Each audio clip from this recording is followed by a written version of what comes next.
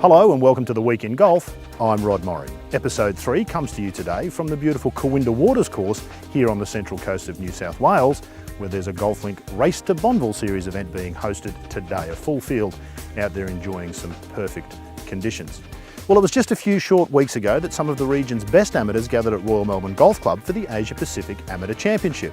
An initiative of the Augusta National Golf Club and the R&A, the Asia Pacific Amateur brings together not just elite golfers, but those from each part of the Asia Pacific region, including the tiny nation of Bhutan. When you think of Bhutan, golf generally isn't the first image that springs to mind. In fact, for most people, it's Bhutan's use of gross national happiness as a measure of the country's wealth, rather than the more traditional gross domestic product, that even makes it known. But there is in this tiny nation that relies on agriculture and the export of hydroelectricity for survival, somewhat of a golf culture.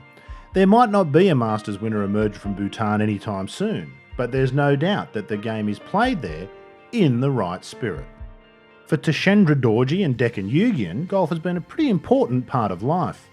Both play at Bhutan's most highly regarded golf course, Royal Thimphu in the nation's capital, but both found Royal Melbourne a vastly different experience to what they're used to at home. With 18 holes, its world-famous bunkering and huge slick greens, the team from Bhutan were always going to have their work cut out for them, but they enjoyed every minute of their time at Royal Melbourne. Dachan, it's a long way from Bhutan to Royal Melbourne, I imagine. How long did it take you to get here? 12 hours. 12 hours. Yeah. That's not too bad. Not too bad, yeah. Like, we don't have a direct flight from Bhutan to here, so we travel from Bhutan to Singapore and Singapore to here. And has it been a recent game to come to Bhutan? How long have they played golf in Bhutan for? I think it started in 1980s. In the 80s, so quite a while. So, indeed. You told me your father introduced you to the game? Yeah. And same for you, No. Tashendra? No? How did you come to play? I win myself. Yeah, understood. Dachan, we think of golf, we don't think of Bhutan, but you told me there's 3 golf courses in the capital. Yeah, it's all 9 holes, but one in the good condition. Yeah, but the distance is very short. And how have you found the course here at Royal Melbourne? A bit different to what you have in Bhutan, I imagine. The fairways is very different, like the grass is not same, and the green is really fast. And in Royal Melbourne Golf Course, we have got like a lot of bunkers. And in Bhutan we don't have much, and the sand is really different. Yeah, everything's different. Yeah, and the green is really fast. Yeah, very fast. The only problem is with the green, I think. Now, Bhutan is known, of course, as the land of happiness, gross national happiness, not gross domestic product. Can you be happy and play golf at Royal Melbourne when you're putting downhill, or is that difficult? Yeah, like it all depends. Like, yeah, I feel when I was in when I go to golf course, like I feel happy because like the golf course is really nice and I can see a lot of like good people around. So in Bhutan, like we don't have a audience, like fans coming. Now the rules are you have to play on 5 or less to make the team. How many golfers in Bhutan, apart from you two, could maybe qualify for the team to play here? We have like around 20. 20. Yeah, So fairly competitive. but they play for the price is like more than $750, so they can't go and represent the Bhutan for the amateur category. And in Bhutan, do you have any professionals for instruction, or how does that work? No, we don't have coach. We try to help the members out there with the swing and all. And what a delightful couple of young blokes they were. Now, you don't need to know one end of the club from the other to enjoy the new sport of foot golf. GolfLink recently travelled to Western Sydney, where the home of foot golf has been established at the Colonial Golf Course at Werrington. And we're here with Adam Peacock, Fox Sports football host. Adam, you've played a bit of football, you've played a bit of golf. Foot golf, ever tried it? Never mixed the two, no. This first, just looking at the first, is par 4 and I can't see the hole. So I can generally hit a pass from like to a bloke 10 metres away, but 137 metres in 4 kicks, I'm not sure, but it's something new, something different. Not bad. Big trouble. Oh, stand by. Braking perfect. I've Oh! got a problem here, and it's because of my putting. mainly as well. I've noticed on the tee, I didn't mind playing off the tee with it, but the ball's out of shape. You mind if I swap around? Well, has this happened in the normal course of play? Because this is what the rules dictate. If the ball's damaged in the normal course of play, it's no problem. Yeah, my brutal right foot that I've been somehow making contact with the ball has damaged it badly. All right, let's see. I'd actually like to see this. It's like an egg. It is like an egg, actually. Fair enough. Let's see if you can roll this one in. This one's like special made as well. It's got dimples The on dimples it. and everything. It's aerodynamic. And the good news is it's child labour free free as well, so it's very thoughtful.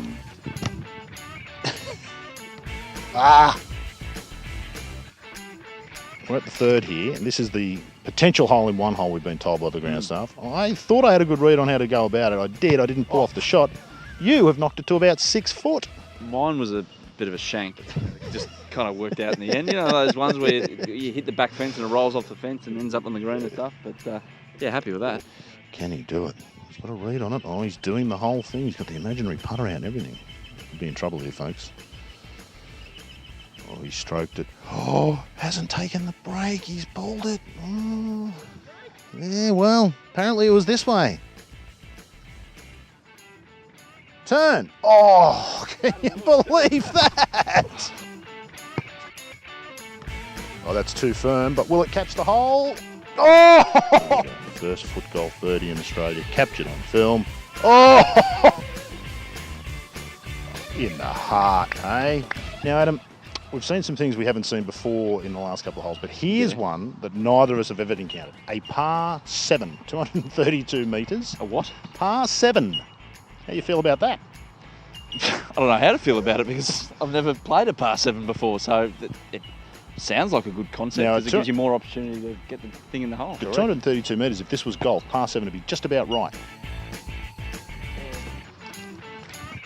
Do these balls float? I'm not even thinking about that water that's down there on the left. Can he carry the water? Oh, he's given it a roost. It's comfortably over. Here we go. Oh! What'd you do that for? Well, because I thought the going television was to try to hurt the cameraman, no? No, because he's like the most expensive thing on the earth. Well, he's holding the most expensive thing on the earth. I'm not sure about what the cameraman's like, but like that thing that he's pointing at us and filming everything. So don't do that again. That's not the aim of the game. Good news. It's over the water. It's over the water. Angry little 4-footer. What's that again? I think they call it a Maradona. Okay, that's fitting for foot golf. So I've got to round my day off by finally making a damn putt, making a Maradona. And this is for the win. For the win. Not that there's any pressure. No pressure. He's got a read. Oh, look at this. Makes the 4. Adam, terrific one-up victory to you. Birdie on the last. Well done. What's coming up on Fox Sports Football, the real football? The real football, plenty. We've got the Premier League, which is going already. We've got the Hyundai A-League. And we've got the Asian Cup in January, Asia's biggest football tournament. So the Socceroos hopefully going to win that. And we've got some Socceroos matches as well. You probably won't have much time for foot golf or real golf over the next few months by the sound of it. But thanks for taking some time today, mate. Yeah, no sweat. No sweat. It's a good concept because I reckon there's got Bucks Party written all over it. So I think you're right. Especially out here, it's cost effective. You can enjoy it with your mates and have a bit of a laugh at them. That's what football and golf and sport in general is all about. Not the sort of hybrid we normally associate with golf, but plenty of fun all the same. Well, there won't be any footballs on hand this week when an international field gathers at Royal Pines for the Australian PGA Championship. Earlier this week, GolfLink caught up with PGA of Australia's CEO Brian Thorburn to chat not just about the tournament, but all things golf business. Brian, thanks for joining us on The Week in Golf. My pleasure. Can you tell us a little bit more about some of the strategic opportunities you see for the PGA over the next year? Look, the PGA's priorities are very aligned with the industry. You know, we want to see people going back to clubs, becoming members. We want to see social golfers playing more often. We want to see golfers playing better. But we've got a whole range of other priorities. We've got part of our business is in the tournament space. We've got priorities for working with our other industry bodies to unite the industry. And particularly at the moment, one of our big projects is to try and get some federal funding for the Home of Golf project, which we're working on in conjunction with Golf Australia and Golf Victoria. And we were delighted that the Victorian opposition, who are now the Victorian government, were prepared to commit $10 million. Daniel Andrews made that announcement a few weeks ago, so that's a great project in its own right. So we're here today at Woodlands Golf Club. It's round 3 of the Victorian series of the Race to Bonville. The PGA has just come on board and announced it's going to endorse the race series. What's got you excited about it? We're delighted to endorse it. We're going to be offering some pathway products. We've committed that the winner of the race series will get a spot in the PGA Pro-Am at Royal Pines next year. So that's a good benefit in the first place. But we like to see events like the race series grow, more opportunities for more golfers to play and organise events. We of course also run the Holden Scramble, which is a major event, different format to the race series. It's a team event. But we're delighted to see events like the race series growing. And how do you assess the strength of golf in Australia compared to other markets? Around the world, there are pressure points on golf. The amount of time that it takes to play is often used as a reason why memberships are declining. Alternative forms of entertainment and so forth. So, but whilst there's some negatives, I was talking to somebody recently who was saying, look at a similar event, which is a global event, tennis. There's one Australian tennis player in the top 100 in the world. Australia has got 6 golfers in the top 50 in the world. So we're punching above our weight. We're producing great golfers. That comes from great tuition from PGA professionals in the main, and having those guys plying their trade on the great tours of the world is a beacon for golf, and they're the inspiration for guys coming through. So there's a bit of negativity that memberships are declining a little, but we are actually seeing competition rounds going up. So that's saying that members of clubs are playing more often. That's a good thing. The game is somewhat fragmented at an organisational level. What needs to be done to foster better cooperation between the associations? Yeah, look, I think there's a number of things. We're already working with Golf Australia, the PGA and Golf Australia on the MyGolf joint venture, where we've folded our assets together. We're working really effectively on that. We've also been talking about some other areas. Coach education is another area that the PGA is working more closely with Golf Australia. We've got a few other initiatives which we're not ready to announce yet, but will be a tangible demonstration of working together. We've got the Australian Golf Industry Council, of course, which is a body that brings together Golf Australia, PGA, the general managers, the superintendents. I'm the chairman of that body, just recently appointed, and we've got a lot of really good plans there to do some concrete activities and projects that bring us tighter together.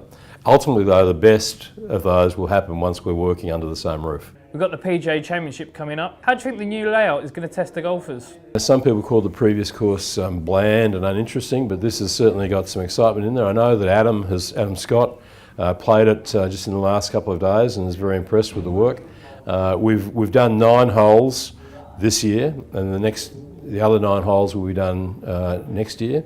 So the whole project will be finished by the time we play the 2015 PGA Championship. It's a lot of stadium features and elevation where fans will be able to watch the action, and the bunkers particularly are much more in play. The greens are more challenging, so the proof will be in the pudding next week and the feedback we get from all the players. But feedback so far has been very, very good. And you've got Adam Scott back to defend this year. How do you rate his chances? Is he going to retain the title come Sunday? Well, I think Adam's going to be very hungry this week. Last year he picked up the PGA, the Masters, the World Cup, and he just missed out in the Australian Open. And this year he hasn't had the same fortune with the Masters or the Australian Open, so I think he's going to be hungry. He'd like to go back to back with the PGA champ, so we'll see. But it's a strong field. There's plenty of other great golfers. Would you consider moving the event to January to avoid a clash with the wraparound PGA Tour season? Well, first off, the wraparound schedule only affected us last year because we had to play the PGA Championship in early November, and there were unique reasons why we had to do that. This December window, the first fortnight of December, is usually pretty good for being able to source players. The Australian Open last week had Jordan. We probably could have got Ricky back this year as well, but there was an alternative for him in Asia, which is what he chose to do. So I'm not necessarily convinced that the wraparound schedule means we need to move to the first quarter. But having said that, we're always keeping options open. The great thing about the PGA Championship, though, in some ways, it's got a heritage of 105, 110 years. but in the recent 10 years it's had the heritage of the season-ending championship, the family tournament, the fun tournament, and there's a lot to be said for that. So we're not jumping on the bandwagon of moving it from its current schedule at the moment, and we're pretty confident and comfortable with where it is. Brian, thanks for your time today, really appreciate it. My pleasure, very welcome. Cheers. And you can see the full 12-minute interview with Brian at the video section of the GolfLink website. And that's it for episode 3 of The Week in Golf. We'll be back next week from Royal Pines and the Australian PGA Championship for episode 4.